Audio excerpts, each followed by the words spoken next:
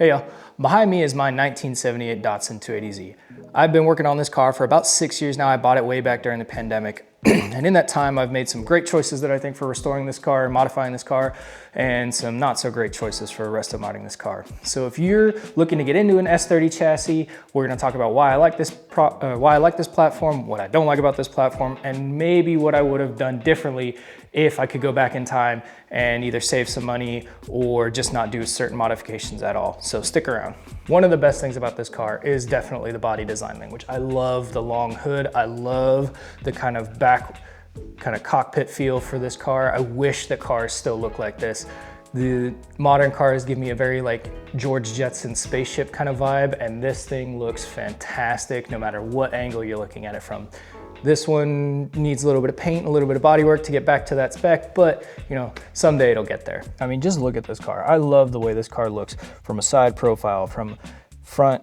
It is absolutely fantastic. And they just don't make cars like this anymore. It feels like you used to be able to get expensive car body design language for cheap. And that's what this was. This was a cheaper Japanese sports car that was made to look like more expensive Porsches and Ferraris and, you know, high-end sports vehicles, but it was affordable and something that everybody else could attain. I feel like cars aren't like that anymore. Everything else is just one replica after another. You know, some aggressive angles put on the new ones now, but they don't have that same kind of panache as these old sports cars did. The other great thing about this platform is the sheer amount of aftermarket support that you can get for these things. This is a modified 3-liter Stroker Rebello racing engine. This is an aftermarket intake. This is a Mishimoto radiator. We've got LS packs for coil packs to get rid of the distributor. We've got turbos, blowout valves, brand new suspension all the way around, new brakes, disc brakes all the way around, coilovers, the whole 9 yards. There's very little left on this car that mechanically is original other than the looks. And that's kind of the point. This is a resto mod build, so I've really kind of been looking at what should I restore, what should I modify, and I decided that most of the mechanical stuff I was going to modify, whereas the looks are going to be restored. So I want it to look like it just rolled off the Datsun assembly line, but underneath it's completely modified. I did decide to stay with the L series engine just for the resto mod aspect of it. So, but I don't know if I would do that again just for the price. You know, there's so many cheaper options to get more power out of an engine. But again, like I said, this is for the restoration part of it, not so much the modification part of it. So I thought modifying the L series engine would have been a cool middle ground in that spot. And I forgot to mention, with all this aftermarket support, there are so many different things that you can build this car into. You can build it into a drag car. You can build it into a drift muscle. You can build it into a SCCA or motocross or autocross vehicle. There's so many different options you can do. I like the daily driver that I'm gonna sometimes track.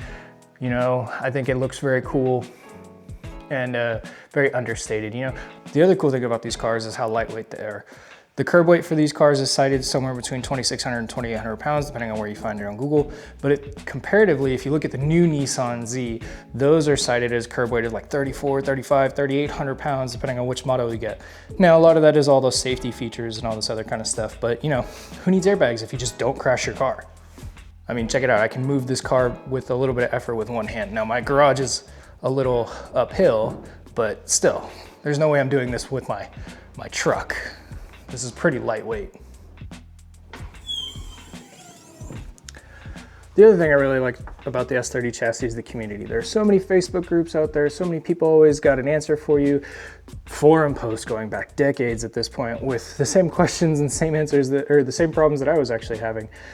There's very rarely a problem that somebody else hasn't worked on or encountered because these cars are just so old. This car came out in, well, this one was specifically built in 1977, but the S30 chassis has been around since the early 1970s. So there's just a wealth of knowledge back there on internet forums and just people who are genuinely willing to help you out. Even the mechanics, the specialty shops that work on these cars, they will answer questions, you know, if you've worked with them before or something like that, and they'll typically help you out if you got small problems. You know, the other thing I like about these cars is that they're mechanically very simple. You know, There's not 3 different kinds of ECUs running this car. There's not a wireless ignition module that won't recognize your key and immobilize your car. There's not some weird touch screen up front that because the sensor's gone bad, now it's not gonna let you start your car or drive it, or that it requires a software update.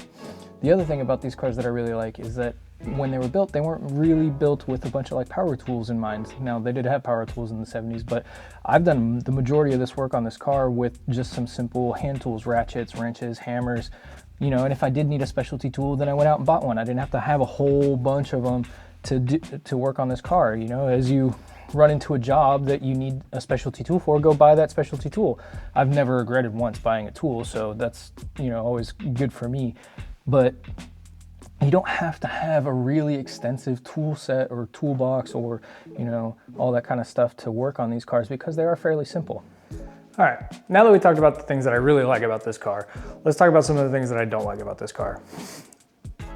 Number 1 on the list is definitely rust. Man, these cars rust terribly. They are so bad about it. I've got a rust hole in the back, I'll show you guys in a second, but it is, if you don't live in a dry state, these things will rust so bad if you do not keep them in a climate controlled environment almost. You need to keep this thing in a garage or take some serious corrosive preventative measures if you live somewhere where they salt the roads. Don't drive this car in the winter. I would never advise you to drive this car in the winter. You definitely, if you want to keep it pristine, just drive it when the weather's nice. Or if you live in a place like Arizona or California or Texas, you know, and there's never any rust on any cars, then you're looking pretty good. But if you live up in the Northeast, I do not recommend driving this car because boy, it will rust no matter your best intentions. The battery wells are really bad about rusting. I've got rust in the fender wells. I've got rust on some of the bodywork, or some of the body panels on the engine bay that I've tried to mitigate as I pulled everything out. It's just really, really bad. It is one of the things that these cars are notoriously known for, and that is rust. The second thing that these cars are known for is having really weird or faulty wiring. The wiring in this car was, you know, 40 some odd years old when I got it. Some of the wires didn't work. There was this weird parasitic drain that I couldn't find, and some of the wiring over the years had this weird like hack job done to it. So it really felt like it was about to catch fire. So I decided to remove all the wires. And as a colorblind person, that is a terrible, terrible idea. You should never try that. Mainly because I couldn't figure out what any of the wires were with any of the diagrams that I could find online, even in my factory service manual. So I ended up buying the painless wiring kit, which I realized is not actually painless unless you're qualified to wire up cars, which I am not. So I ended up having to pay to get that thing fixed. And I would just caution you about doing any wiring work on this car unless you're actually, you know, pretty savvy with wiring. Another thing that I have problems with in this car is the interior pieces. So a lot of these pieces are really, really expensive. So for instance, this dash right here, you know, a new dash is like $2,000. This is a cover, you know, over my cracked dash, but these things are crazy expensive. Glass is almost impossible to find. So if you have a cracked windshield, good luck. That's gonna cost you a lot of money as well. The door cards in this car are actually really nice still, which is pretty cool. But yeah, interior parts for these cars are really, really expensive. The dash is the big one, the glass is another one, windows being cracked, all really, really expensive to replace. So if you have a 280Z with a really nice interior or like a pristine interior or you know, even a restored interior at this point, you know, because probably some of these cars have gone through a cycle of being restored, that is worth a ton of money. And you know, you might even overlook some, if you're mechanically savvy, you might even overlook some mechanical issues just to get a car with a really nice interior, because that is really, really going to save you a lot of money in the long run. One other thing to remember is that these cars are very old. So trying to find parts for them at your local AutoZone or Pep Boys or whatever it is that you go to is basically impossible. You can still find an oil filter for these things at some places, but if you do something like I did where I ended up adding an oil cooler to them, then I have to remember that what the book says or what the website says fits the car is not actually what fits the car, and that you actually have to keep track of all the parts that you're putting down in your car and make sure that you get compatible things. You're gonna run into this situation where you're gonna go find some part that's compatible from another car, you know, some GM, for instance, the starter in this car is a GM starter. You'll go looking for that part, and the guy at the AutoZone is gonna ask you what kind of car it is, and you're gonna be like, don't worry about it, it's not gonna fit. Just give me the part that I asked for. It's basically the Ron Swanson meme of I know more than you, even though, you know, I definitely probably don't, but you know, whatever. So finding parts for these things really has to come from a specialty shop, one of the places that you bought aftermarket parts from, or somebody who's just parting out old Datsuns. That is just kind of where it is. There's lots of folks who've collected Datsuns for years and years and years. You can find them in the Facebook groups. They'll sell interior parts. They'll sell, you know, all kinds of weird bits and pieces off these cars that have just kind of been sitting and collecting. Luckily, because there is such that wide community that I was talking about, you can find those people. And then if those parts don't exist, then somebody's probably making them so that you can purchase them soon. And really the last gripe that I have with this car is not really a gripe, it's more of a design flaw. You would imagine with this giant hood that we have here, you wouldn't run out of space in front when you're modifying this car, but it turns out you do. For some reason I can't understand, and I'm not an engineer, but Nissan, the engineers at Nissan decided that they were gonna have the intake and the exhaust come in and out on the same side. So one side, this side right here, is extremely busy, especially if you're gonna turbo it like I did. So I've got the intake that sits on top of the turbo manifold where the turbo is, and then the exhaust all goes out that one side. If you come over here, there's like nothing over here. There's just the coil packs and the oil filter, and I can see all the way down to the floor of my garage on this side of the engine. I can't see past the intake on this side of the engine. So it's extremely strange. You run out of space, and of course it's a long hood, but it's also got that straight inline six, or it's got that inline six in it, so that takes up a lot of space front to back. You run out of space when you're modifying this thing because, you know, to be fair, I did add a bunch of stuff to it, right? This was never intended to have a turbo, this car. They did make turbo versions of this motor, but this car didn't have a turbo with it. There was no intercooler, obviously. I've modified the radiator. There's definitely some changes to the intake size, the piping for the exhaust, the turbo manifold, like all of that stuff is taking up more space than was ever intended to, but there's just a weird utilization of space on this side of the car. It is so strange. Like, come here, check it out. You can see straight down to the bottom of the garage from here. There's so much space over here, whereas here, it's just pipes, just a massive amount of pipes, and you can't see the floor. It's insane to me, but you know, hey, it is kind of what it is. I think it's one of the quirks of the car, but at the end of the day, I really like this car. All right, now that I've given you the rundown on the car, let's go over the things that you really care about. What should you and shouldn't you do when modifying one of these cars? And I'll put a disclaimer here. It really depends on what you're gonna use the car for.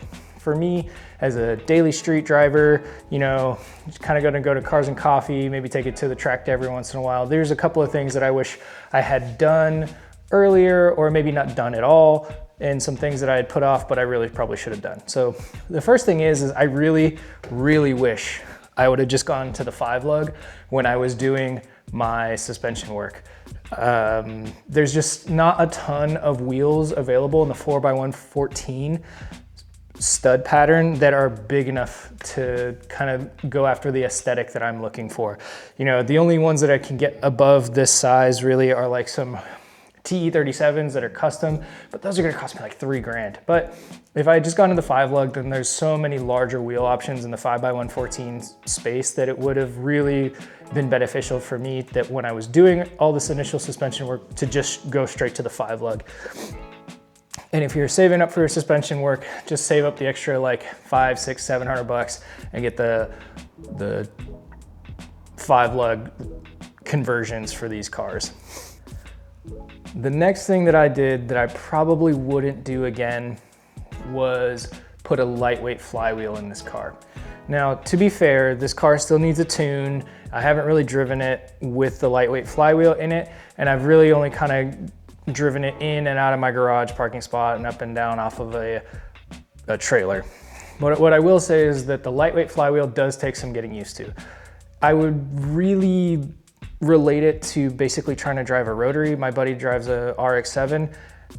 like a 79 RX-7, and where I have to rev this car to in order to get it to roll without stalling because of the lightweight flywheel is really kind of like that. So if I just think that I'm driving a rotary, then it works out for me. But if I was teaching somebody, or like somebody wanted to try driving a manual car because they're not that common anymore, I really wouldn't let them, I don't want to let them try driving this car. One, because it's getting kind of expensive. I do want people to drive it, and I do want people to try it, but the lightweight flywheel makes it very, very difficult for somebody to learn how to drive manual. You know, maybe I'm being a little too critical on that part, but especially with the way manuals are nowadays, with the computers taking over for like rev matching and gear synchros and all that kind of stuff, it's a little bit easier to learn on one of those as opposed to something with this manual flywheel, or as opposed to something with this lightweight flywheel.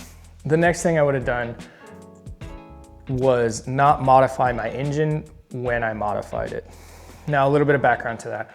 Again, I got this car during COVID and nobody was going anywhere. There was really no Cars and Coffee happening. There was no places to go. You could drive, but you know, when I got this car, it had a blown head gasket, and I was like, well, I'm not going anywhere. And you know, I got those stimulus checks, so I figured I'd spend them on car parts. So I bought the stroker kit. I bought a bunch of engine parts for it, and those all got hung up in shipping, but that's neither here nor there. Basically, I haven't really put a ton of miles on this car because of how I've gone about modifying this car. I should have just done the suspension, and I should have repaired the engine, because what was wrong with the engine when I had first gotten it was it had a blown head gasket. And that's kind of annoying to do, but it is not impossible to do, and it's nowhere near as laborious as taking the motor out, getting it bored, stroked, put it back in, and then rebuilding everything around it based on that stroker motor, and then finally getting it tuned. You know, that's just way more money, much more labor involved, as opposed to just getting a new head gasket. So I wish I would have just replaced the head gasket, fixed the car up, just done small upgrades as I went so that I could actually drive and enjoy this car, which I really haven't done yet. I've driven it a couple of times. I put maybe 60 miles on this thing, but I really have missed the opportunity over the last 6 years to actually drive this car. This is the year though that this car is getting fixed and getting on the road, but I could have enjoyed it a lot more, a lot sooner if I had just repaired it as opposed to modifying it. Don't let while I'm here, as I'm tearing down the engine to do the head gasket, turn into, well, since I already got the head off, I might as well put a stroker kit and turbo it. Don't do that. Just small upgrades at a time, drive the car. You know, there's so many stories about cars just sitting in people's garages and they never come out of them. So lesson learned from that one, I would definitely just repair the car before modifying it. Now, if the engine had completely just been junk, then sure, rip it out and start modifying it. But that engine was savable, and I just decided to not fix it. The next thing I wouldn't have done was specifically these rear view mirrors. Those rear view mirrors, if you go to I think I got them off like the Z parts store online, or it's one of the Z parts places. It's like 2 of them online where you can buy them. These are advertised as either fender or door mirrors. These do not work very well as door mirrors, and maybe it's because of the placement. They're placed right where the OEM or the original mirrors that I had on this car are. They broke off, so I got some new ones. These ones do not work very well in this configuration. What I mean by that is on the passenger side, I can't see anything. I can't adjust it to make it usable. So luckily this car doesn't have a ton of blind spots, and it's really small, so I don't really need these mirrors as long as I have my one rear view mirror. But that is kind of one of the things I wish I would have done differently, is either get a regular set of mirrors, or, because in the end I really do just want to put some fender mirrors on this thing, just spend the money and get the fender mirrors and put them in. And then the last thing that I wish I would have done differently. This car is probably a little bit over what I had originally intended.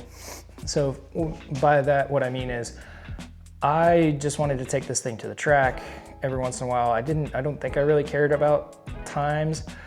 and I just wanted to have a good time. But I've really kind of let this project get away from me and started spending way too much money because I didn't really have a clear goal in mind. So for instance, I've spent money on like dumb things.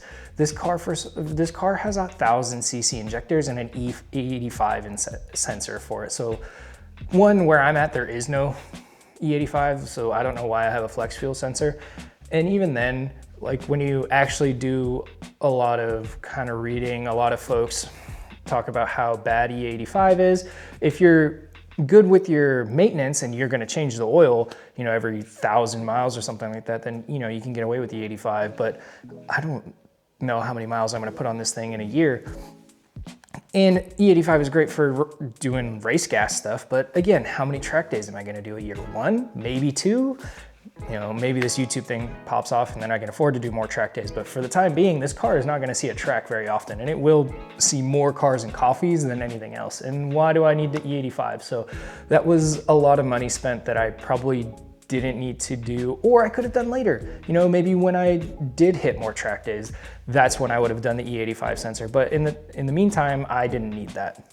I let a lot of things creep into the build because I was thinking I was future-proofing myself, and I'm not sure that that's the way I would go about this if I started all over with this project. Just, you know, there's a couple of things you can do future-proof wise, but like big injectors and an E85 sensor, that's not something that I really think I should have done. Those are easy swaps later down the line. Anyway, that's everything for this episode on this Datsun 280Z. Coming up, we're gonna get ready for a tuning day. We have a remote tuning day coming up so that we can finally drive this car and put it on the road. If you enjoyed the content, please hit like and subscribe, and I look forward to seeing you guys in the next episode.